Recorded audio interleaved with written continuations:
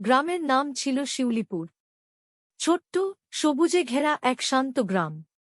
কাঁচা রাস্তার দুপাশে তালগাছ, নারকেল গাছ আর দূরে দূরে ধানের ক্ষেত। এই গ্রামেই থাকত তিন বান্ধবী, মিতা, লীনা আর তৃষা। তিনজনই পাশের স্কুলে পড়ে, বয়স 12-13-র মধ্যে। তবে তাদের স্বভাব ছিল আলাদা। মিতা ছিল একটু দ্যামাগি। ওর বাবা গ্রামের ধনী ব্যবসায়ী। লীনা মিতার মতোই অন্যকে নিয়ে হাসাহাসি করতে ভালোবাসত।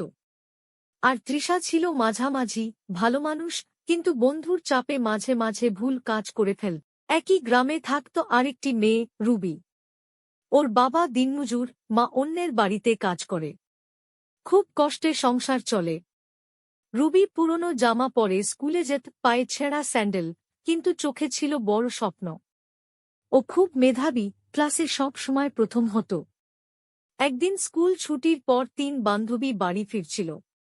রাস্তার পাশে একটা কাদামাখা জায়গা ছিল। আগের রাতের বৃষ্টিতে সেখানে বড় একটা কাদা জমেছে। ঠিক তখনই রুবি সেখান দিয়ে যাচ্ছিল, হাতে বইয়ের ব্যাগ। মিতা ফিসফিস করে বলল, দেখ, রাজকন্যা আসছে। লীনা হেসে উঠল, আজ একটু মজা করা যাক। তৃষা ইতস্তত করছিল, না রে, ওকে ছেড়ে দে। কিন্তু মিতা শুনল না। ও দৌড়ে গিয়ে রুবির সামনে দাঁড়িয়ে বলল, তুই যাচ্ছিস রে এত তাড়া? রুবি ভয়ে থমকে দাঁড়াল। বাড়ি যাচ্ছি। লীনা পিছন থেকে ঠেলে দিল। হঠাৎ রুবির পা পিছলে গেল। ছপাত করে সে কাদার মধ্যে পড়ে গেল। চারপাশে কাদা ছিটকে উঠল। তার জামা, চুল, মুখ সব কাদায় ভরে গেল। তিনজন হো হো করে হেসে উঠল। তৃষা একটু থমকে গেলেও কিছু বলল না। ঠিক তখন রাস্তার ওপাশে দাঁড়িয়ে থাকা রুবির মা-বাবা সব দেখছিল। বাবা মাথা নিচু করেছিলেন, মা চোখের জল মুছছিলেন। কিছু বলার শক্তি ছিল না তাদের। রুবি কাঁদতে কাঁদতে উঠে দাঁড়াল। বইগুলো কাদায় ভিজে গেছে। সে কিছু না বলে ধীরে ধীরে হাঁটতে লাগল। সেদিন রাতে রুবি চুপচাপ ছিল। মা মাথায় হাত বুলিয়ে বললেন, কাঁদিস না মা। মানুষ গরিব হতে পারে, কিন্তু মন যেন গরিব না হয়। রুবি চোখ মুছে বলল, মা, আমি বড় হয়ে মানুষ হব। এমন মানুষ, যাকে দেখে কেউ হাসবে না। দিন যেতে লাগল। মাধ্যমিক পরীক্ষা এল।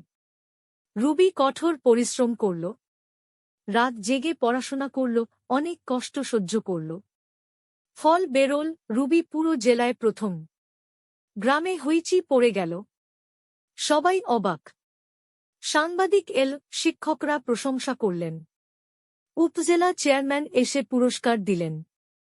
মিতা আর লীনা লজ্জায় মাথা নিচু করে দাঁড়িয়েছিল। তৃষা চুপচাপ রুবির কাছে এসে বলল, আমাকে মাফ করে দে। সেদিন কিছু বলিনি, এটা আমার ভুল ছিল। রুবি মৃদু হাসল, ভুল বুঝতে পারাটাই বড় কথা। কয়েক বছর পর রুবি ডাক্তার হয়ে গ্রামে ফিরে এল। গ্রামে একটি ছোট ক্লিনিক খুলল। গরিব মানুষদের বিনা পয়সায় চিকিৎসা দিত। একদিন মিতার বাবা অসুস্থ হয়ে পড়লেন। শহরে নেওয়ার মতো অবস্থা নেই। তখন সবাই বলল, রুবি ডাক্তারকে খবর দাও। মিতা লজ্জায় কাঁপতে কাঁপতে রুবির কাছে গেল।